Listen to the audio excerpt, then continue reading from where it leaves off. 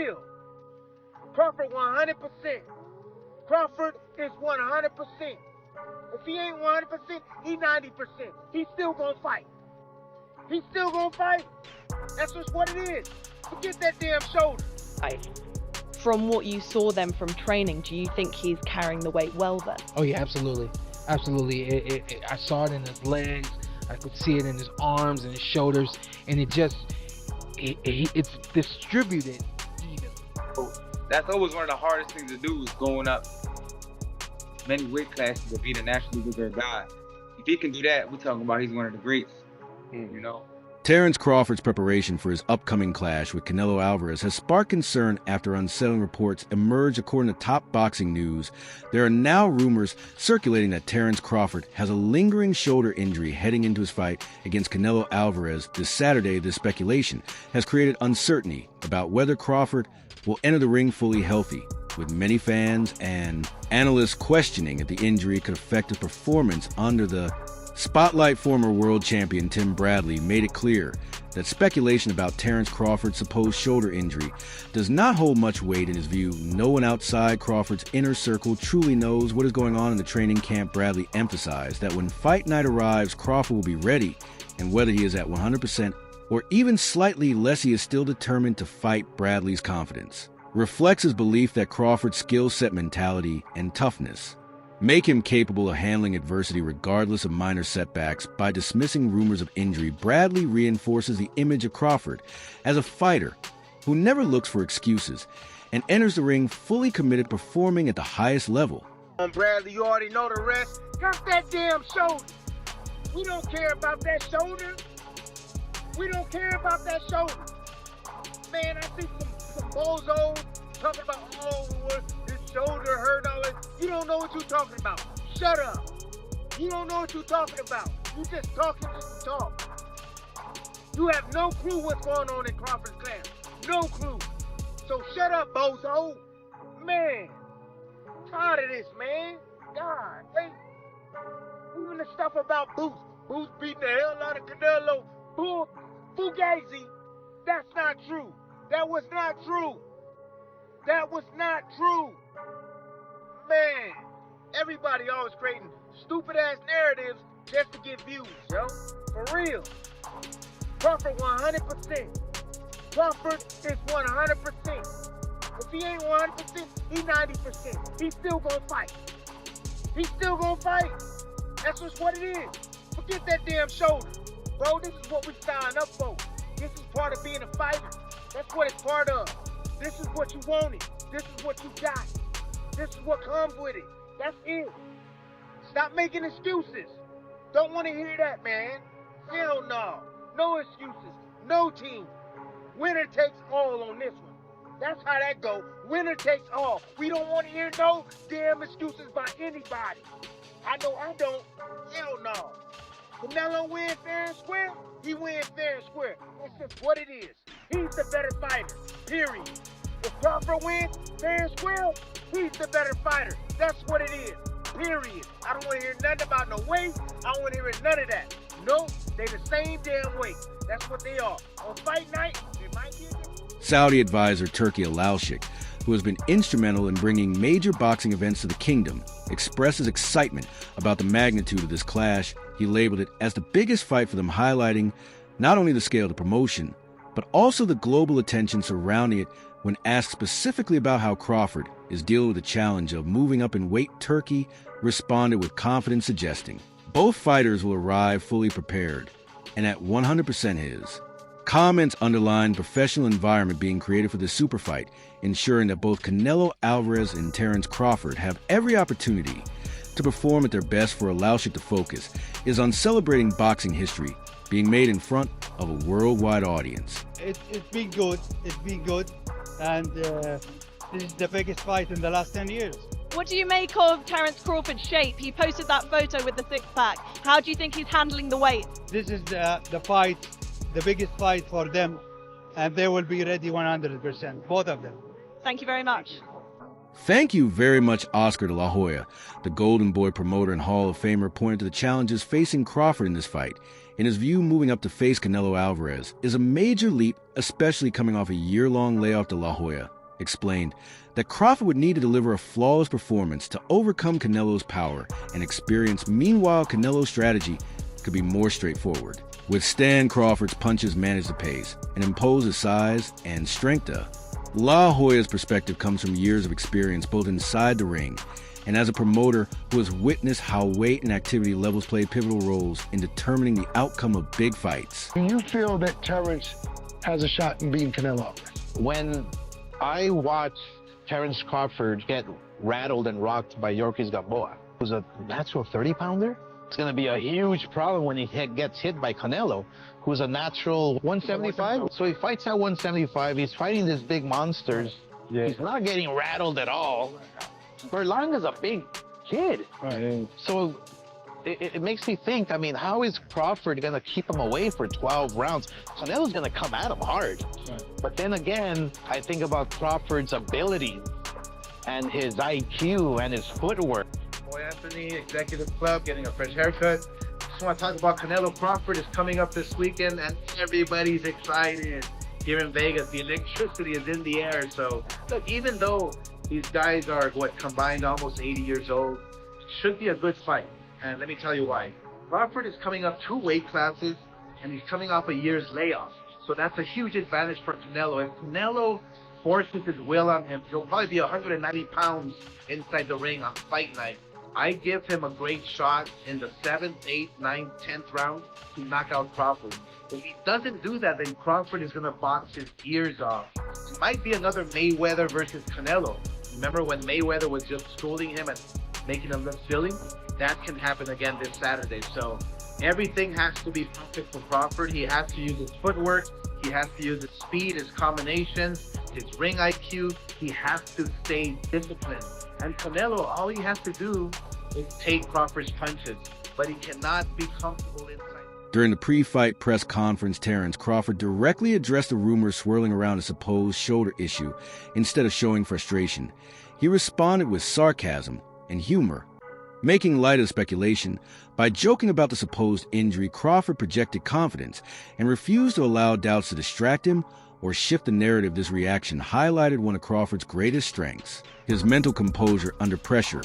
He has always carried himself as a fighter who thrives in the spotlight and refuses to give his opponents any psychological edge.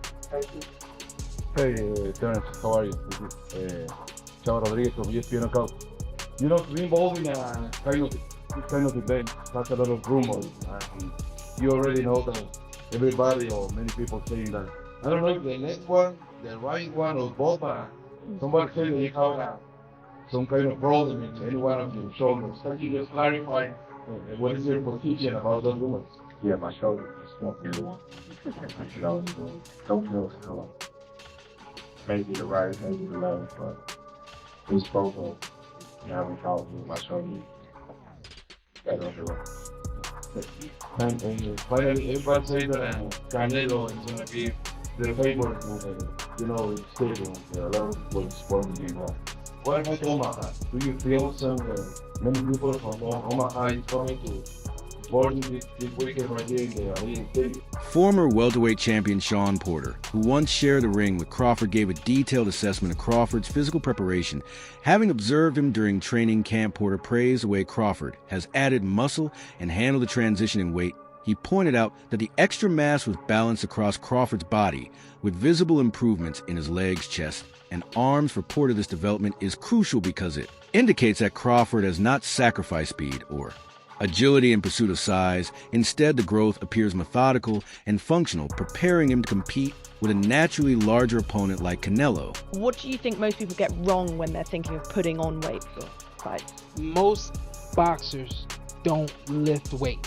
That's kind of the no-no in boxing. But as I like to say, when you're putting on weight, it has to be muscle. You can't put on fat. You can't put on, sluggish nothing. So the best thing a fighter can do when he's trying to gain 10 pounds to fight at another weight class is hit the weight, up your protein and things of that nature. Saw the man eat. The man is eating brilliantly. He's doing it all right.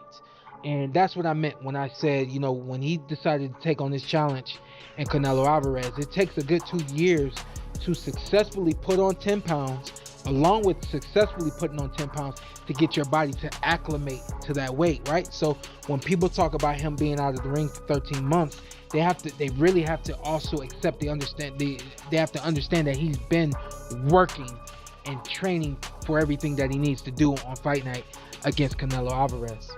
So you saw him in camp as he was building and putting that weight on, and you said that you think he's doing it right. From what you saw then from training, do you think he's carrying the weight well then? Oh yeah, absolutely. Absolutely. I saw it in his legs, I could see it in his arms and his shoulders, and it's distributed evenly. You'll get a lot of guys who are bottom heavy. They don't have much on the top half. So once you get to the inside, they don't have a lot that they can do with you from this standpoint. I know a lot of people are concerned with Canelo Alvarez. Should he get in close? What's the strength situation going to be like? Well, Crawford's put on the right muscle mass in the chest area, in the ab region, and in the arms and things of that nature.